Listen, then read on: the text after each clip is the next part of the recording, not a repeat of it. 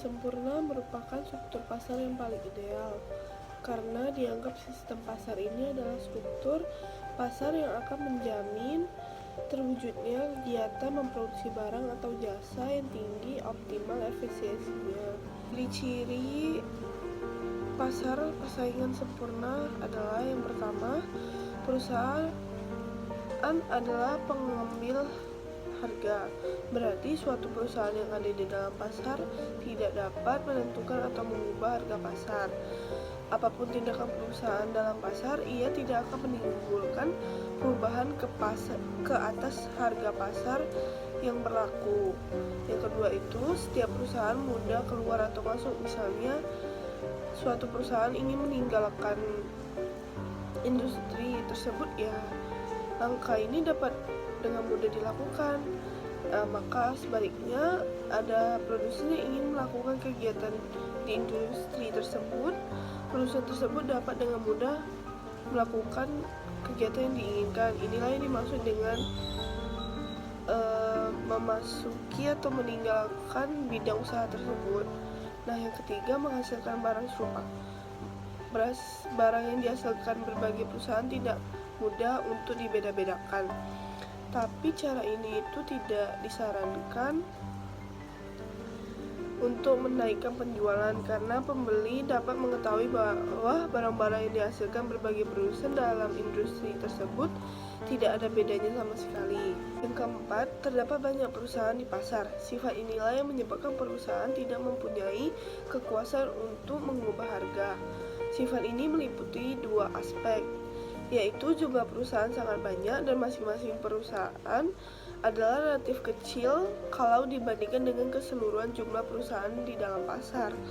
Sebagai akibatnya, produksi setiap perusahaan adalah sangat sedikit kalau dibandingkan dengan jumlah produksi dalam industri tersebut. Nah, yang kelima adalah pembeli mempunyai pengetahuan sempurna mengenai pasar. Dalam pasar persaingan sempurna juga dimisalkan bahwa jumlah pembeli adalah sangat banyak. Namun, demikian dimisalkan pula bahwa masing-masing pembeli tersebut mempunyai pengetahuan yang sempurna mengenai keadaan di pasar, yaitu mereka mengetahui tingkat harga yang berlaku dan perubahan-perubahan ke atas harga tersebut. TR, AR, dan PP dalam FS sama, yaitu kalau TR itu total revenue atau pendapatan total yang didapat dari quantity dikali price. Terus kalau AR itu average revenue atau pendapatan rata-rata. Sedangkan MR adalah marginal revenue atau pendapatan marginal yang didapat dari delta TR dibagi delta Q. Dan ini adalah kurva AR dan MM dalam pasar persaingan sempurna.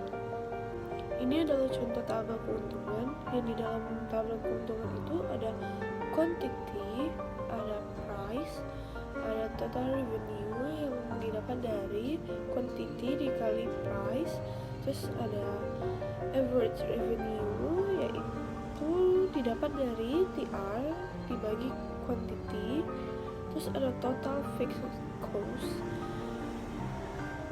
dan ada juga total variable cost. Terus ada total cost yang didapat dari TFC ditambah TVC.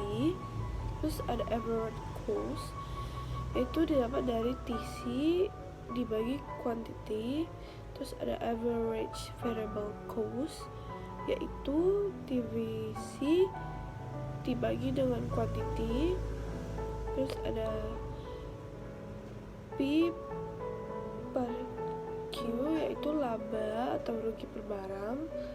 Terus ada P, laba atau rugi yang didapat dari TR dikurang TC. Dan juga ada MC, yaitu marginal cost yang didapat dari delta TC per delta Q. Contohnya itu ya MC itu didapat dari delta 7 di kolom ke-7. Di dalam kolom ke-7-nya TC.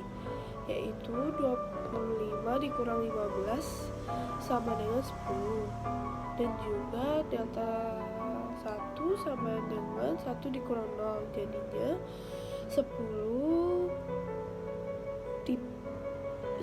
per 1 sama dengan 10.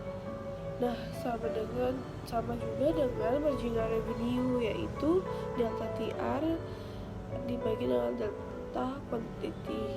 Tapi bedanya kalau MR itu ada di kolom ketiga. Terus kalau keuntungan maksimum itu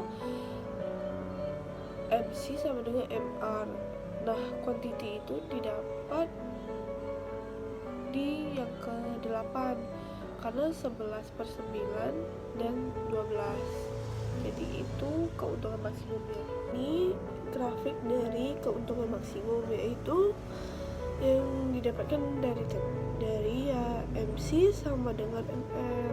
Nah, catatannya itu keuntungan maksimum jika MR sama dengan MC, dimana ketika MC naik, slope MC positif atau slope MC kurang dari slope MR. Ini grafik dari keuntungan di atas normal. Bisa dilihat dari grafiknya, kalau dia itu keuntungannya di atas batas normal, maksudnya dia keuntungannya itu besar.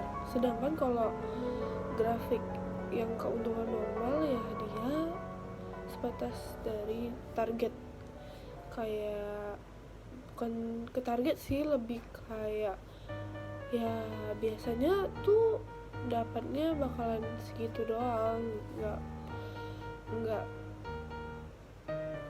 lebih dari yang biasanya gitu. Jadi dia tetap keuntungannya normal. Bisa dilihat juga dari grafiknya. Grafik perusahaan rugi masih dapat membayar variabel cost-nya, jadi E2 masih di atas AVC, atau sama dengan masih bisa menutup variabel cost-nya. Bisa dilihat dari grafiknya.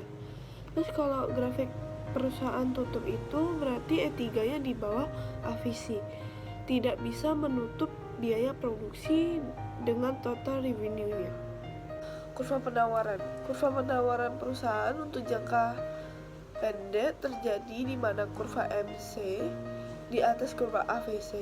Kurva penawaran pasar merupakan penjumlahan dari kurva penawaran perusahaan yang memproduksi komoditi sejenis. Perusahaan pada pasar persaingan sempurna dalam jangka panjang, tidak ada biaya fix atau variabel.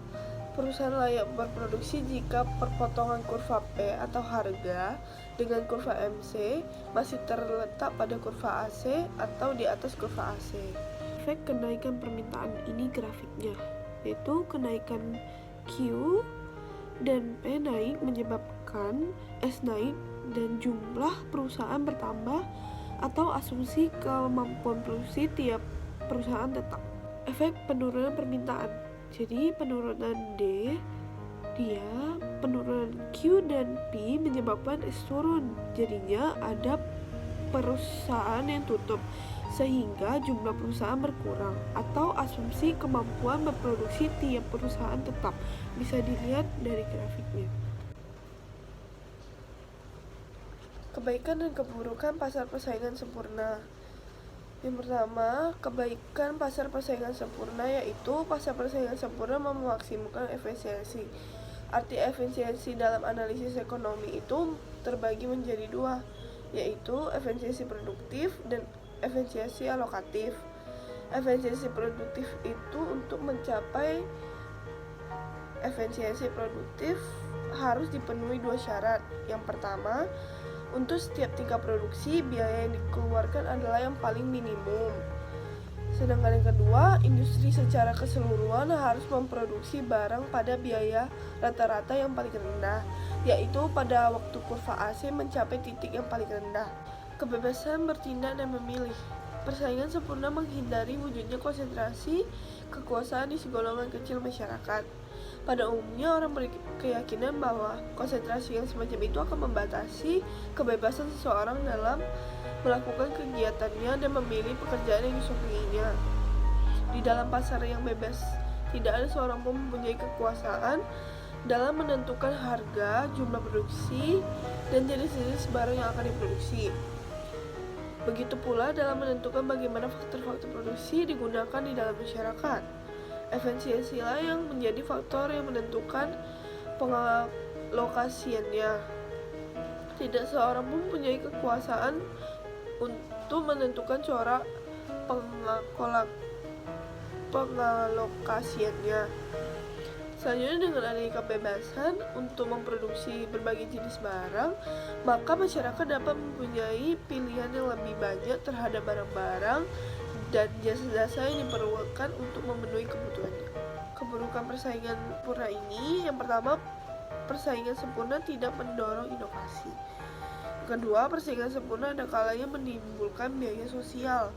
Yang ketiga, biaya produksi dalam persaingan sempurna mungkin lebih tinggi. Dan keempat, distribusi pendapatan tidak selalu merata. Contoh pasar persaingan sempurna bisa dilihat pada operasional dalam sebuah perusahaan beras. Sesuai ciri-ciri pasar persaingan sempurna, jumlah pembeli dan penjual beras sangat banyak sekali karena beras merupakan kebutuhan pokok di Indonesia.